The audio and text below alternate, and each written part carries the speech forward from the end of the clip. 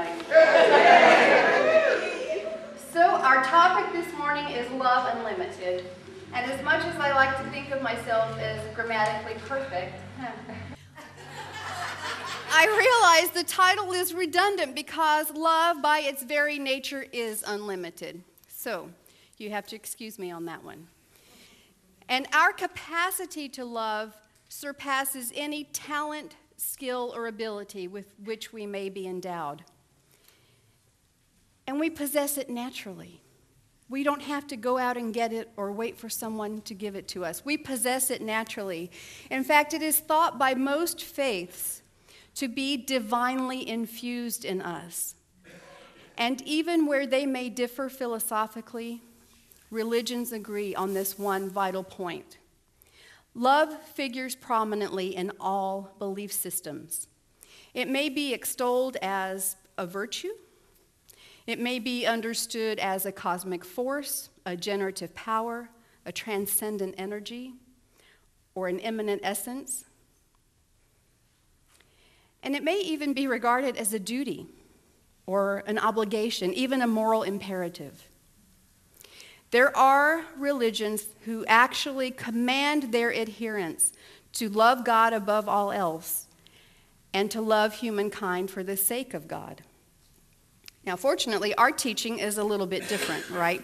We take what I like to think of as a higher approach. So what we ask is that our followers recognize themselves as God and then realize that we are created in love to live as love and to share in the unlimited love of the universe. It's all about love. Our founder, Dr. Ernest Holmes, speaks of love frequently in all of his writings. In fact, in the Science of Mind textbook alone, there are more than 330 occurrences of the word love.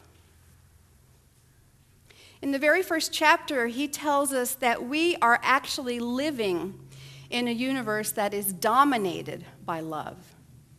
And he explains that the physical universe in which we currently find ourselves actually exists in a larger spiritual universe. Much like our individual mind exists within the infinite mind of God. So it only makes sense that our love exists in a realm of infinite love. This is parallel with Ralph Waldo Emerson's idea of the oversoul. Who's taking the Emerson class right now? It's excellent, right? Who loves Emerson who's not even taking the class? Yeah, almost everybody loves Emerson.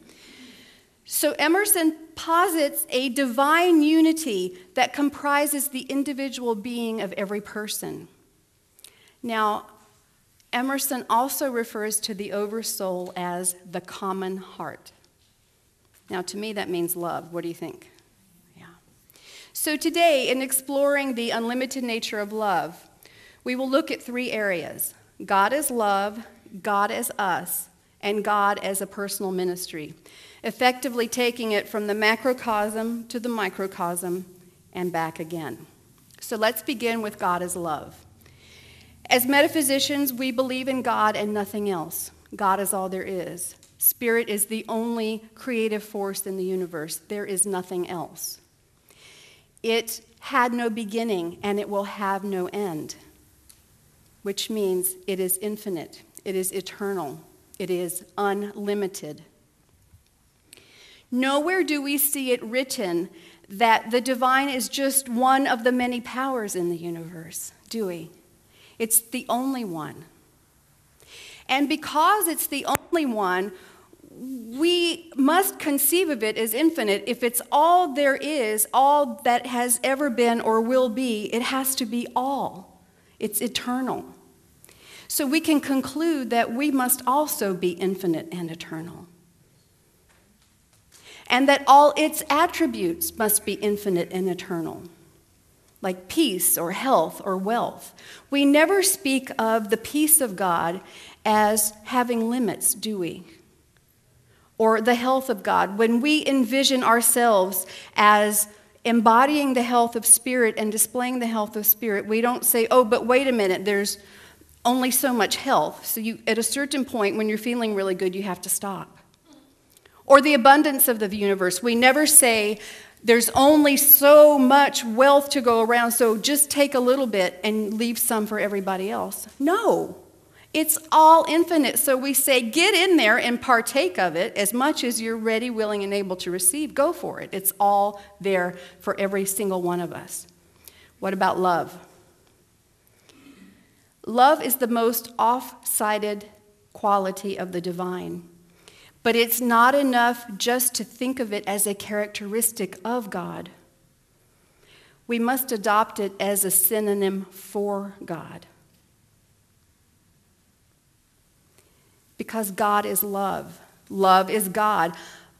Spirit is the creative power of the universe as love. Divine love is our source and our supply. You get the picture. We use the word love synonymously with the word God. It's all the same thing.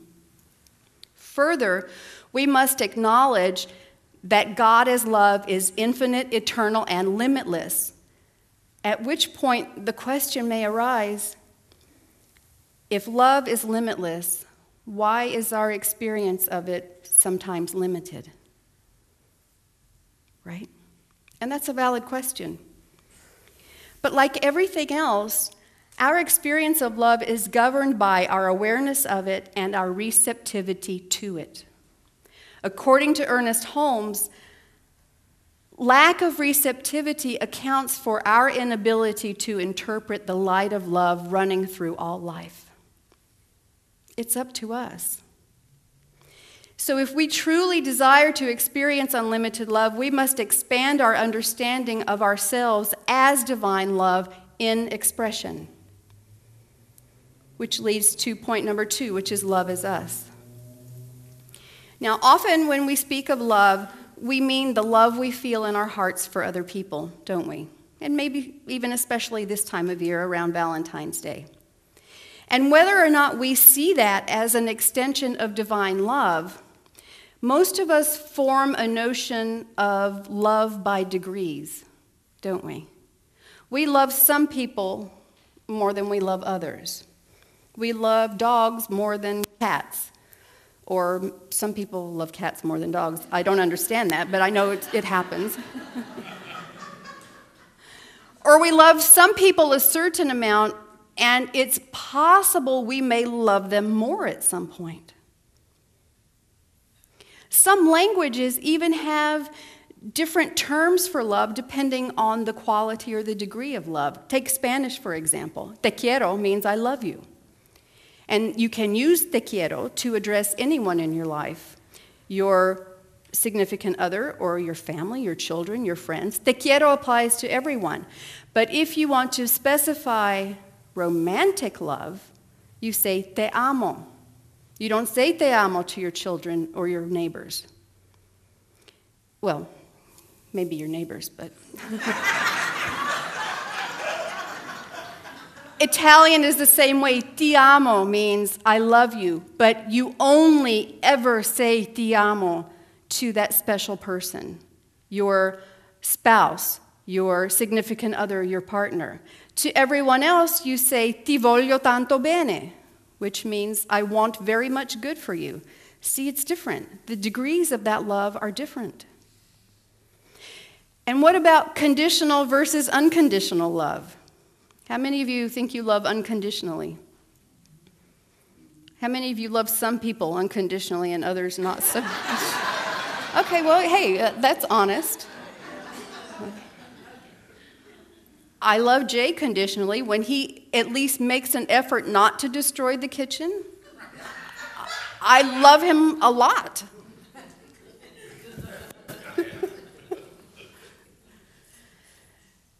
So conditional love means someone has to earn our love. They have to do something or not do something. Unconditional love means we love no matter what.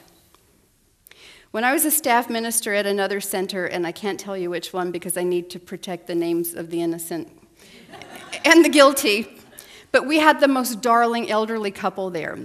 She was in her late 80s, and he was in his early 90s, and they were absolutely adorable.